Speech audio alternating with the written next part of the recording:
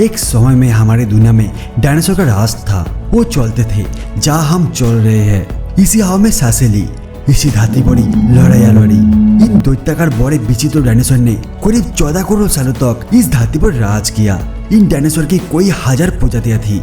इनमें से कुछ शाकाहारी थे, कुछ मांसाहारी, और वही कुछ डायनासोर बहुत ही शांत स्वभाव के थे। वही कुछ डायनासोर बहुत ही हिंसक और खतरनाक थे। ये उस समय के सबसे सफल जीव थे। लेकिन फिर अचानक ऐसा क्या हुआ? आखिर वो कौन सी घटना थी जिसने इनका नामो निशानी मिटा दिया? इसे जानने के लिए हमें करोड़ों साल पीछे जाना होगा और डायनासोर के उस अंतिम दिन को करीब से देखना होगा। तो आइए चलते हैं आज से 65 मिलियन साल यानी कि 6 करोड़ 50 लाख साल पीछे। आज से करीब 6.5 करोड़ साल पहले धरती पर मौसम सामान्य था। चारों तरफ डायनासोर के चिल्लाने की आवाज थे। जब ये सारी डायनासोर की प्रजाति बड़े ही आराम से धरती पर अपना जीवन बिता रही थी, तब 10 करोड़ साल पहले इनकी किस्मत लिखी जा चुकी थी। 10 करोड़ साल पहले एक छोटा एस्टेरॉयड का टुकड़ा जो सुदूर अंतरिक्ष से आ रहा था, वो पृथ्वी से लगभग 20 करोड़ मील दूर मंगल और बृहस्पति के बीच बने सूर्य बेल्ट में घूम रहे एक बड़े एस्टेरॉयड से जा टकराता है। इस टकराव से उस बड़े एस्टेरॉयड की दिशा बदल जाती है और वो सूर्य बेल्ट से निकलकर सीधा पृथ्वी और 22,000 मील प्रति घंटे की रफ्तार से बढ़ने लगता है। जब ये एस्टेरॉयड पृथ्वी से 3,84,000 किलोमीटर की दूरी पर था, तब धरती से शायद डायनासोर का अंत ना होता यदि ये एस्टेरॉयड पृथ्वी के उपग्रह चांद से टकराता। लेकिन नियति को कुछ और ही मंजूर था, इसलिए ये बड़ा एस्टेरॉयड चांद के बहुत नजदीक से गुजर गया। 40 किलोमीटर के व्यास वाला 2 ट्रिलियन मीट्रिक टन का ये एस्टेरॉयड प्रति सेकंड के साथ साथ धरती के करीब बढ़ता जा रहा था। ये एस्टेरॉयड जब पृथ्वी के वातावरण के संपर्क में आया तो इसकी रफ्तार एकाएक 70,000 किलोमीटर प्रति घंटा की हो गई। पृथ्वी के वायुमंडल में घुसते ही घर्षण की वजह से ये एक भयानक आग के गोले में बदल गया। ये इतनी रफ्तार से धरती की ओर बढ़ रहा था कि सिर्फ 4 मिनट में ही इसने अटलांटिक ओशियन को पार कर लिया। इसकी चमक इतनी अधिक थी कि धरती पर टकराने से पहले ही हजारों जीव आग के इस गोले को देखकर पूरी तरह से अंधे हो चुके थे। ये जीव उस उल्का को देख नहीं पा रहे थे, लेकिन ये उसकी भयानक गर्मी को महसूस कर रहे थे। कुछ ही क्षण में ये एस्टेरॉयड मेक्सिको की खाड़ी के पास जोबिन से टकराता है और लगभग 35,000 डिग्री सेल्सियस की ऊर्जा वाला एक भयंकर विस्फोट होता है। इस टकराव का विस्फोट लगभग 10 हाइड्रोजन बम के विस्फोट के बराबर था। ये विस्फोट इतना शक्तिशाली था कि इसके टकराते ही धरती की लाखों टन धातु अंतरिक्ष में चले गई।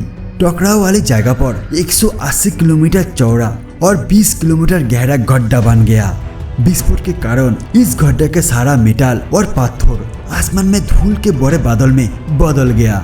16 मिनट 40 सेकंड बाद जोबनी टकराव की वजह से धरती के अंदर चारों ओर 11.1 तीव्रता की भूकंपीय तरंग उठने लगी। इस वजह से समुद्र में विशालकाय लहरों का निर्माण हुआ और एक के बाद एक सुनामी की लहरें चारों तरफ बढ़ने लगी।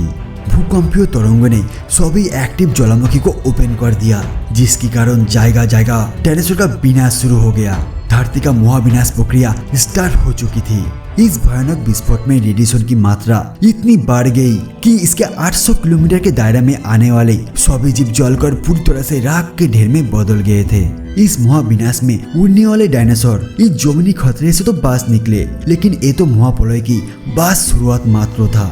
विस्फोट की वजह से जो लाखों टन मेटल, पत्थर और धूल अंतरिक्ष में गया था, वो ग्रेविटेशनल फोर्स के कारण ठीक 40 मिनट बाद आग के गोले के रूप में पूरी धरती पर बरसने लगे। साथ ही धूल का बहुत बड़ा तूफान 6000 किलोमीटर प्रति घंटा की रफ्तार से धरती की दूसरी तरफ से मौत लेकर आ रहा था।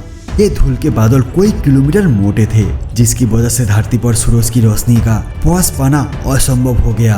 गर्म हवा का तापमान 100 डिग्री से ज्यादा हो जाने के कारण धरती पर पेड़ पौधों की लगभग सारी आबादी जलकर खाक हो गई थी। विस्फोट के 90 मिनट बाद धरती का तापमान 200 डिग्री सेल्सियस तक बढ़ गया। इसकी वजह से जो डायनासोर विस्फोट के इलाके से बहुत हजारों मील दूर थे, वो भी इस गर्मी से नहीं बच पाए। इस महाप्रलय से धरती की कुल 90% प्रजाति पूरी तरह से खत्म हो गई थी और जो 10% जीव धरती पर बच गए थे, उनमें से भी सिर्फ वही जीव जिंदा रह सके जिनका वजन 30 किलोग्राम से कम था। इसका कारण ये था कि इस महाप्रलय में लाखों की संख्या में जीव मारे जा चुके थे और पेड़ पौधे की सारी आबादी भी जलकर राख हो चुकी थी, जिसके चलते यह जो बड़े और विशालकाय जीव जीवित बच गए थे उन्हें भरपूर मात्रा में खाना पीना ना मिल सका। लेकिन ये महाप्रलय किसी अन्य जीव के लिए फायदेमंद साबित होने वाला था। धरती पर डायनासोर का अंत एक छोटी प्रजाति के लिए सुनहरा अवसर लेकर आया और वो प्रजाति थे मैमल्स की। मैमल्स क्या थे, कैसे बच गया महाप्रलय से, डायनासोर के अंत के बाद इंसान कैसे और कहां से आए, ये जानेंगे हम अगले एपिसोड में। अगर आपको ये वीडियो अच्छे लगे तो वीडियो को एक लाइक और कमेंट में अपना राय बताइए। अगर आपने हमारे चैनल को अभी तक सब्सक्राइब नहीं किया है तो प्लीज चैनल को सब्सक्राइब करके बेल आइकन को प्रेस कर दीजिए। तो फिर बहुत जल्द मिलते हैं नेक्स्ट एपिसोड में। शुक्रिया।